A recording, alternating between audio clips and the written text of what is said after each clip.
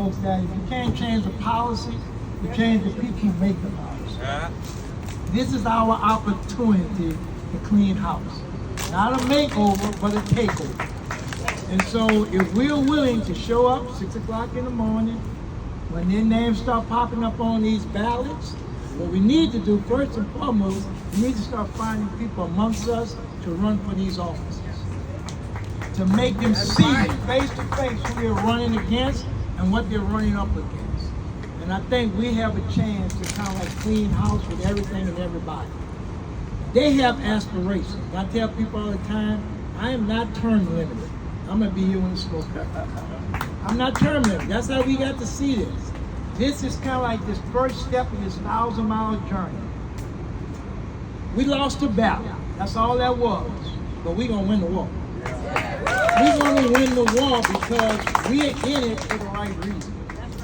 People were quoting Dr. King, and I tell people all the time, Dr. King would always say that consensus acts as popular, cowardice acts as safe. We just saw that just now.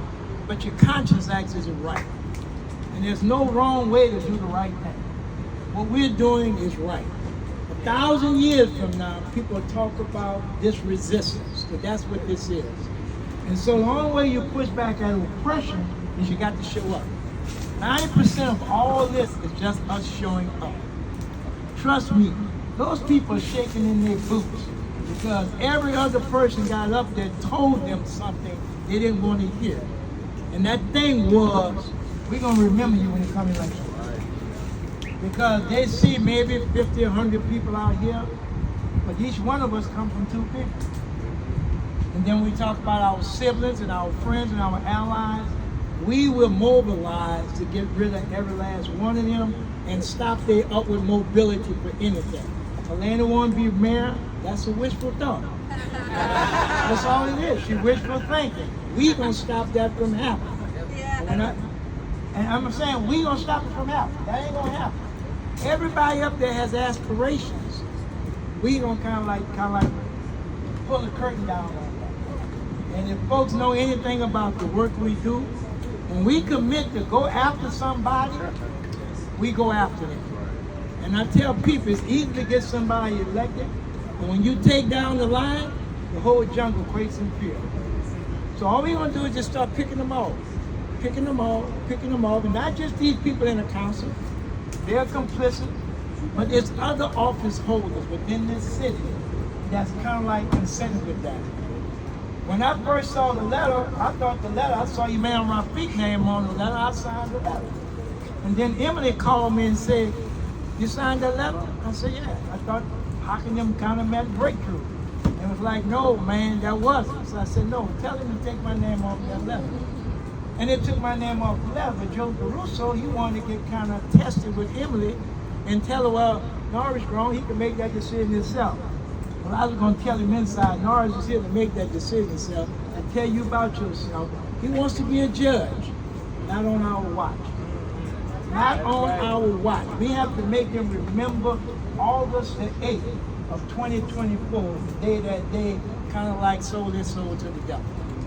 And so let's be mindful that this is exciting, protesting in the streets. And I tell people in the street, all this is that people want their voice to be heard. And they didn't want to hear it. Because you can't negotiate with people if everybody's not involved. So how can you say you've done something in a democratic way when the folks who are directly impacted by it, none of the black folks up there directly impacted, none of the white folks up there directly impacted, but the people who are directly impacted was excluded from being on that conversation. They didn't have a conversation. They just had a meeting to put something together that they thought everybody was going to be, I guess, satisfied with. And the day we demonstrated that, that's not it. That is not it. So I'm here to the last brick wall.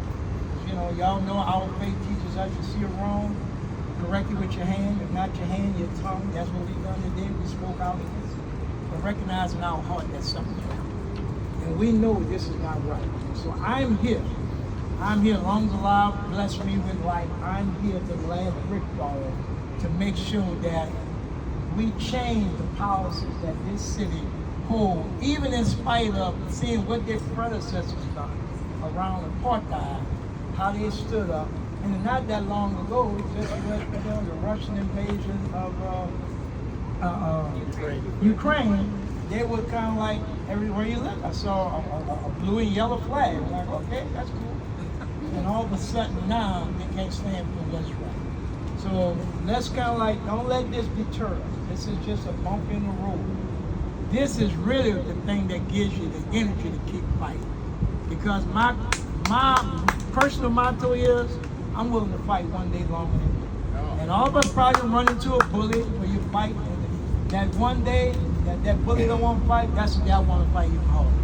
So we saw the bully today, and the bully think we're going away, but we just kind of like letting the bully know, next time you see it, we ain't gonna wait on you, we gonna punch you in the mouth.